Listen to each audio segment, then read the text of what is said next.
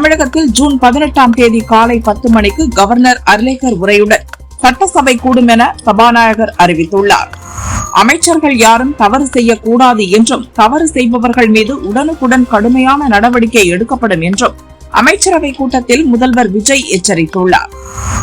நல்ல அரசியலை தேடும் ஒரு சாமானியன் என தனது பயோவை பாரதிய ஜனதா மாநில முன்னாள் தலைவர் அண்ணாமலை தெரிவித்துள்ளார். அண்ணாமலை கட்சியிலிருந்து விலகியது தமிழக பாரதிய ஜனதாவுக்கு எந்தவித பாதிப்பையும் ஏற்படுத்தாது என மாநில தலைவர் நயினார் நாகேந்திரன் தெரிவித்துள்ளார். இது நம்ம இயக்கம் என்ற பெயரில் அண்ணாமலை தொடங்கிய இயக்கத்தில் உறுப்பினர் சேர்க்கை தீவிரமாக நடைபெற்று வருகிறது.